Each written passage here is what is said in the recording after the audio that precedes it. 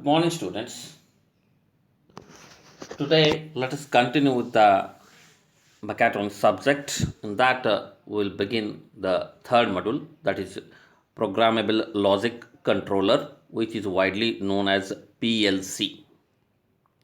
Let's glance at the syllabus of this module. So, Programmable Logic Controller, in that, introduction to PLCs, basic structure, principle of operation, programming, that only concept of ladder diagram, then concept of latching, and selection of a PLC, that is programmable logic controller. Coming to the introduction part, what is a PLC or programmable logic controller? It's basically a controller. How it operates? With logic. How the logic comes? With programming. So programmable logic controller.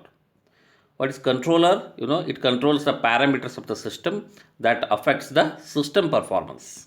For example, you take a car. So to increase the speed, decrease the speed. So to control various parameters, there is a system needed for that. That is done with the PLC. What is logical controller? It controls the parameters with a certain logic. For example, lift. How is the logic? Just if you press the button 1 or 2, 3 or G, so it takes you to the first floor, second floor, third floor and ground floor. So it operates with certain logic. So some PLC is adopted in the lift system.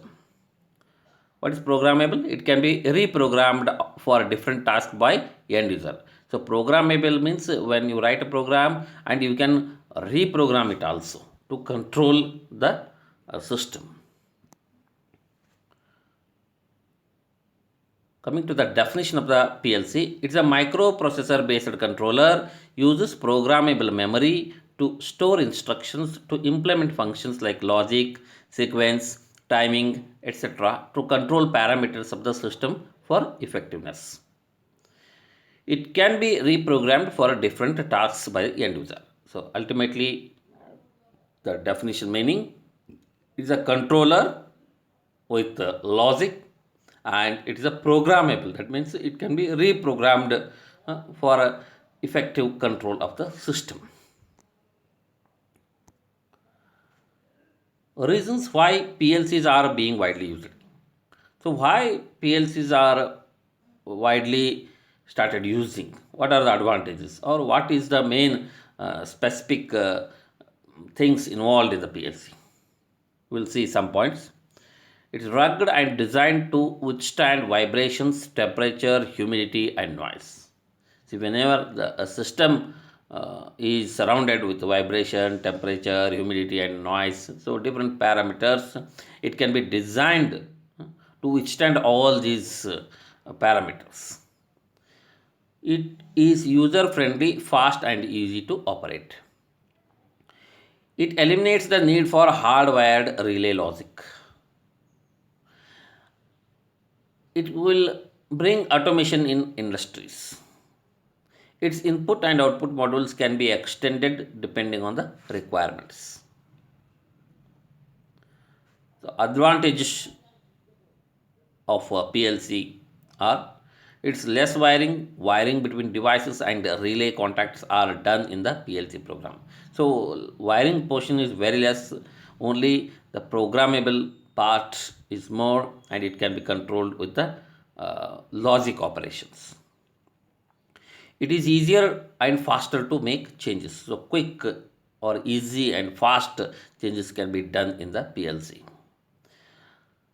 Troubleshooting aids make programming easier and reduce downtime. So troubleshooting aids make the program very easier. And downtime, that means off time, can also be reduced. And lastly, reliable components make these likely to operate for years before failure. So it is having a reliable components, or it's a reliable component, so failure will be less. One more advantage, it eliminates much of the hard wiring that was associated with conventional relay control circuits. Earlier, for control systems, relay control circuits were used, but when PLCs came, they eliminated the more part of the wiring, and only the programmable part or the logic or circuit part was installed in the PLC, and more wiring was reduced. So control to the conventional relay control circuit, uh, it is having a less wiring system.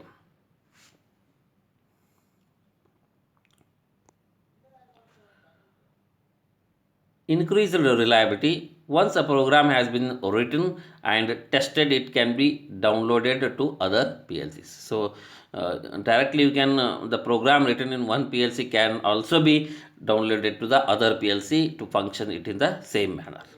Since all the logic is contained in the PLC's memory, there is no chance of making logic wiring errors. So you cannot make error, or error is very less, because once it is programmed, it will be free from the error. More flexibility. Original equipment manufacturers, that is OEMs, can provide system updates for a process by simply sending out a new program. So whenever need for a change in the control takes place, the OEM themselves, that is original equipment manufacturers, they provide the system updates, so that you can reprogram it and makes it functionable. It is easier to create and change a program in a PLC than to wire and rewire a circuit. End users can modify the program in the field. End users means the users can also modify the program. In the right side, you can see, I think there is a cutter, wood cutting machine, so which is controlled by the PLC externally. So the speed of the cutter can also be controlled with the help of PLC. Lower cost. Originally PLCs were designed to replace relay control logic. So its cost compared to relay control logic is also less, because it is having only programmable part and some logic circuits, but very less part of the wiring system.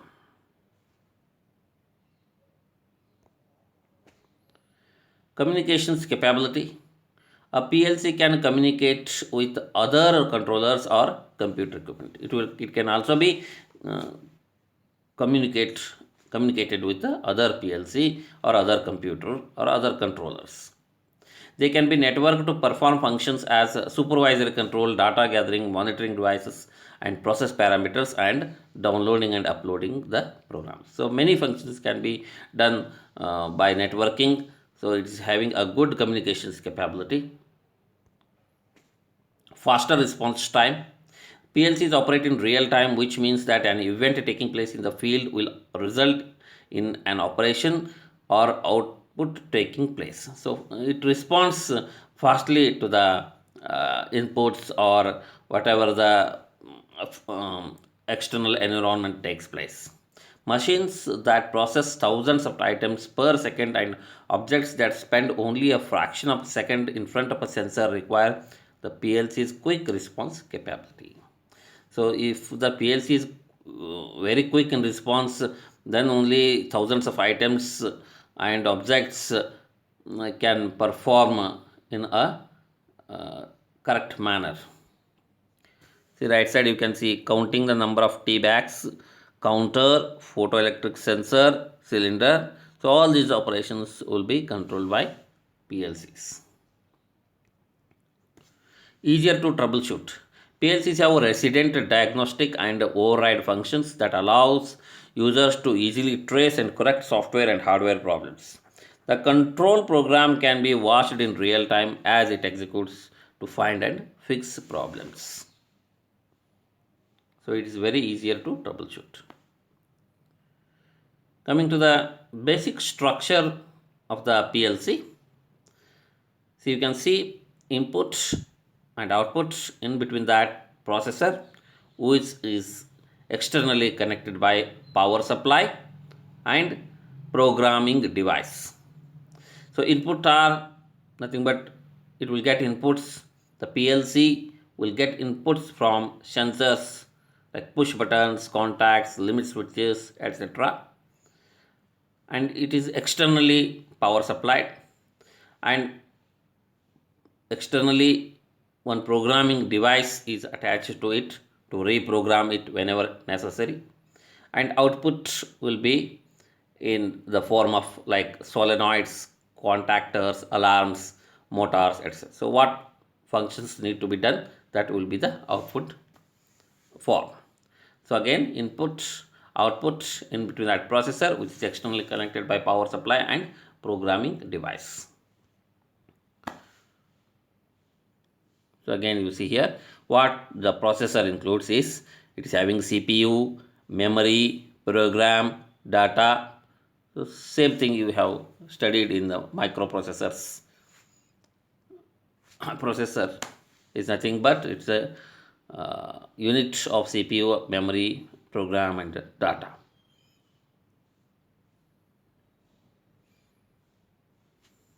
Programming device may be like a computer. So in detail basic structure is discussed here. Majorly it takes input from sensors and transducers, and with the help of PLC it does processing, and the output will be actuators like solenoid valve, motors, LED display, sounds or alarm.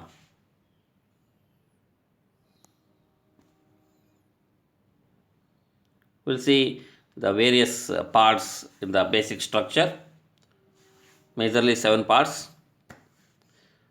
First one power supply, second central processing unit that is CPU, third storage or memory, fourth input or output interface circuit, fifth the function module, sixth the communication module, and seventh program unit. We'll see one by one. Power supply. PLC power supply converts a line voltage commonly 120 or 240 volt into AC. Sorry, 120 or 240 volts of AC into a usable DC. From AC it will convert to DC. Or direct current voltage commonly 24 volts also. So directly 24 volt of DC can also be used as a power supply. Modular style PLC racks. The power supply is also part of the back plane or rack. While the main power supply is primary source of power for the PLC, there is usually a battery backups as well to provide energy to the memory of the PLC in case of a power supply failure. So backup will also be there as a source of power. There is usually battery backup. Next, GPU. It controls center of the PLC. It is the main center of the PLC. It performs the routine check. It controls and processes all the operations within the PLC.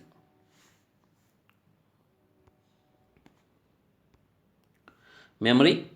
The memory elements available in PLC are ROM, RAM. ROM is again permanent storage for operating system and fixed data. RAM is for user's program. Programs in RAM can be changed by the user. To prevent the loss of these programs when the supply is switched off, a battery is provided with PLC to maintain the RAM contents for a period of time. Input or output circuits.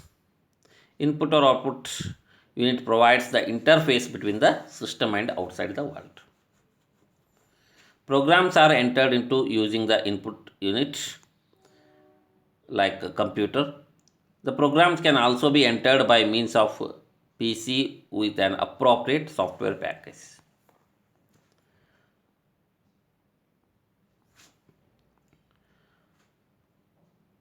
Continuing with the input circuitry. Circuit diagrams we'll see it later. Input output unit provides the interface between the system and the outside world. So same thing is repeated here. Only the circuit diagram it's given with the block diagram. You can see right side, user power supply, common power bus, input field devices. So this forms the input module.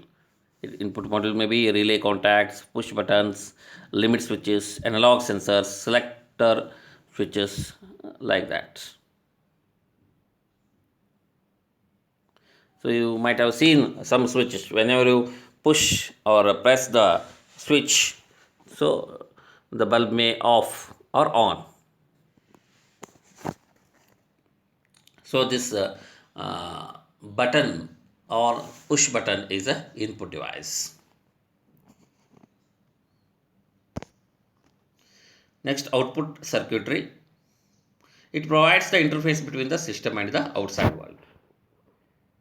PLCs employ an optical solitaire which uses light to electrically isolate the internal components from the input and output terminals.